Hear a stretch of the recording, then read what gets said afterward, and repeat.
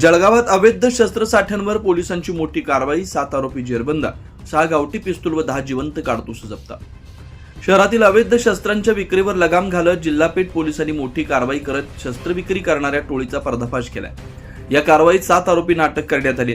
त्यांच्या ताब्यातून 6 गावठी पिस्तूल, 10 जिवंत काडतूस आणि होंडा युनिकॉर्न दुचाकी असा सुमारे 3,90,000चा मुद्देमाल जप्त करण्यात आला। याबाबत जिल्हा पेठ पोलीस ठाण्यात CCTNS क्रमांक 44/26 नुसार शस्त्र अधिनियम 1959च्या कलम 3 व 25 अंतर्गत गुन्हा दाखल करण्यात आला। पोलिसांना गुप्त बातमीदारामार्फत माहिती मिळाली।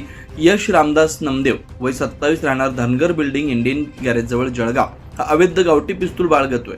त्यानुसार पोलिसांनी सापळा रचून त्याला ताब्यात घेतलं। त्याच्याकडून चौकशी केली असता अवैध शस्त्र विक्रीच्या साखळीतील इतर साथीदारांची माहिती उघड झाली।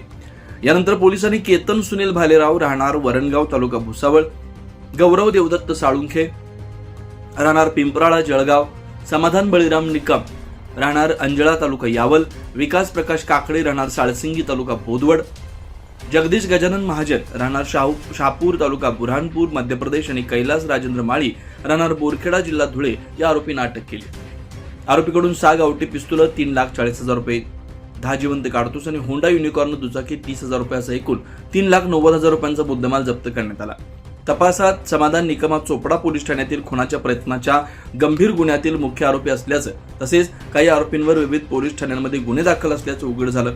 ही कारवाई पोलीस अधीक्षक doctor Maheshwar Reddy, upper police अधीक्षक अशोक नकाते आणि उपविभागीय पोलीस अधिकारी नितीन गणपुरे यांच्या मार्गदर्शनाखाली सहाय्यक पोलीस निरीक्षक अनिल वाघ व त्यांच्या पथकाने केली। या प्रकरणाचा पुढील तपास पोलीस उपनिरीक्षक गोपाल देशमुख करतायत।